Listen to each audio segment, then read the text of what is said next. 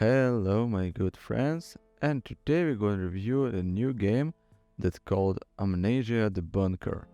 The Amnesia series has always been a firm favorite of mine.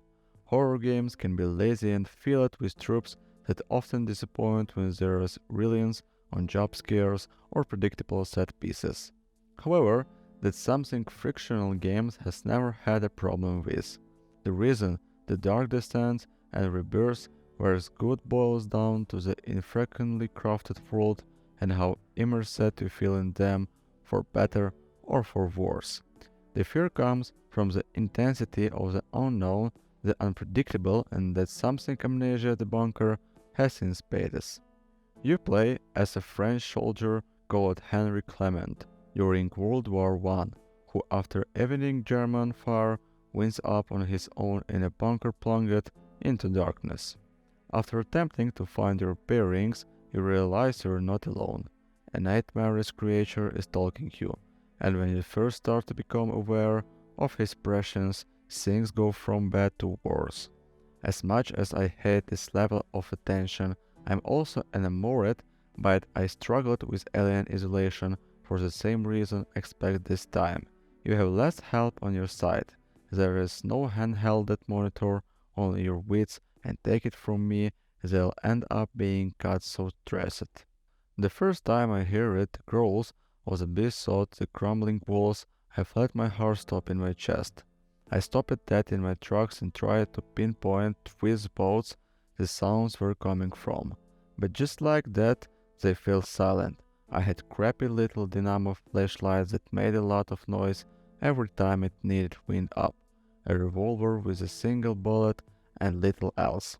You feel helpless even when you start to gather other resources like flowers and grenades, and that anxiety and fear is down to exponentially built moment to moment action. You're supposed to struggle at first. You're supposed to feel like you haven't got a chance of surviving. Every idea you have is either going to work or fail miserably, but the more you play and the more you experiment with particular outcomes, you start to gain a bit of confidence that everything is going to be alright. Of course, the confidence is dashed when the roars of the monsters get so close and you run frantically back to the light and safe space or anywhere to get away from those horrid noises.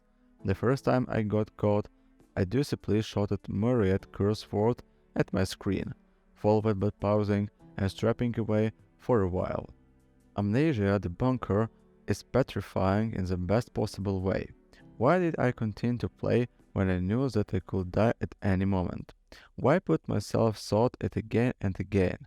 Simply put, it's incredibly smart. Despite it being rather dark at times, it pushes you to improvise, utilizing the environment around you and the tools at your disposal.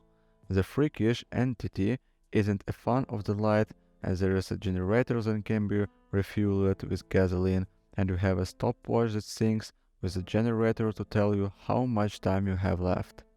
If you stray too far from the generator and the light settings, the stand sought various photos and documents, no items remain in the same place, meaning you can go back to on area and expect to find that item you need on the second attempt, as the claustrophobic nature of the gameplay is always ready to mess with your head.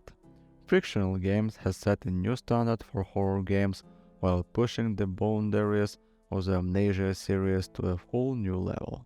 I found the ending itself extremely predictable thought. If you think about what you're doing thought, the bunker for even a second, I imagine most people will be aware of what escape will actually mean the whole time. But it's still effective reminding us that we as humans can create horrors far worse than any writer's most eldritch imaginings, and knowing where it's going certainly doesn't spoil the journey. As a final little twist, a lot of stuff in the bunker, including the monster behavior, locker code, and the location of some game's item, are semi-randomized on every playthrough. This is supposed to keep things interesting if you decide to replay it.